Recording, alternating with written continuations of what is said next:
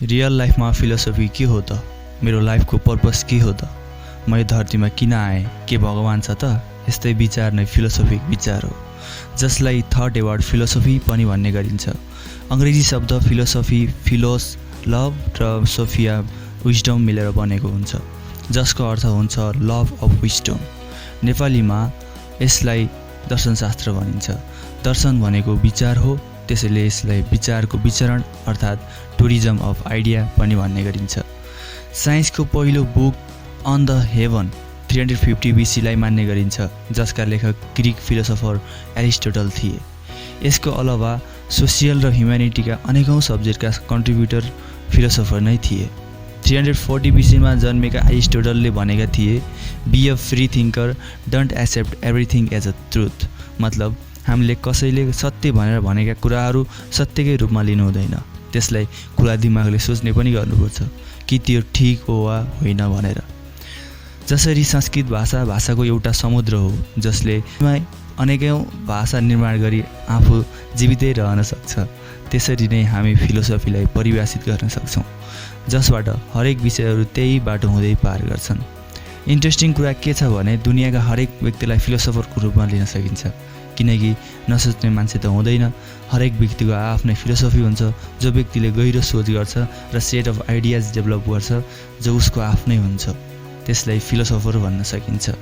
जस्तै सुकरात, गान्धी, विवेकानन्द, जसलाई कुनै पनि व्यक्तिले पढेर उनीहरूको संसारलाई हेर्ने तरिका, बुझ्ने तरिका कस्तो रहेछ भन्ने थाहा पाउन सक्छ।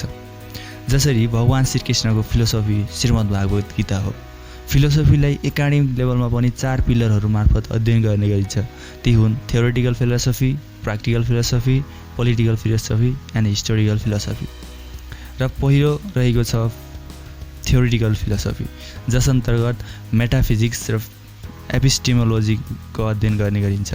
युनिभर्समा हाम्रो के छ त स्थान? के यथार्थमा यो दुनियाँ हो त? के भगवान छ त? के हो त कन्सियसनेस? के हो त ज्ञान? नलेजको पर्पस के हो त? यस्ता अनेकौं प्रश्नहरू यस विषय अन्तर्गत पर्छन्। प्र्याक्टिकल फिलोसफी अन्तर्गत सोसियल र पोलिटिक्स छ। यसको अलावा इथिक्सको बारेमा पनि बुझिन्छ, जसलाई हामी मोरल फिलोसफी पनि भन्न सक्छौँ। यसले फर्मल साथै इन्फर्मल एजुकेसन जसरी बिहेभ गर्छ, जसमा बिहेभियर र नर्म्सको बारेमा पनि कुरा गर्ने गरिन्छ।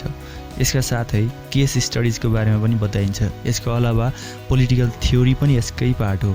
धेरैजसो युनिभर्सिटिजमा फिलोसफीलाई एउटा सिङ्गल सब्जेक्टको रूपमा अध्ययन गर्ने गरिन्छ, तर स्विडेन र फिनल्यान्डमा 2 सब्जेक्टलाई 2 सेक्सन मार्फत अलग अलग पढाउने गरिन्छ।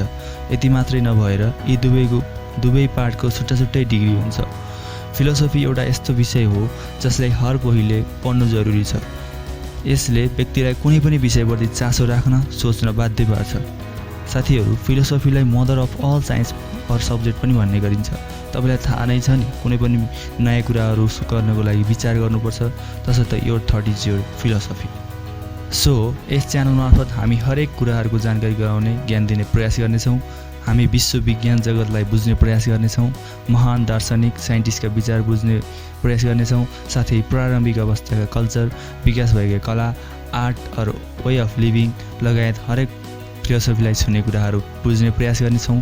तसर्थ आफ्नो ज्ञानको दायरालाई फराकिलो पार्नको लागि हाम्रो यस च्यानललाई सब्सक्राइब गर्न नभुल्नुहोला, साथै नजिकको बेल आइकन थिच्न पनि नभुल्नुहोला। धन्यवाद।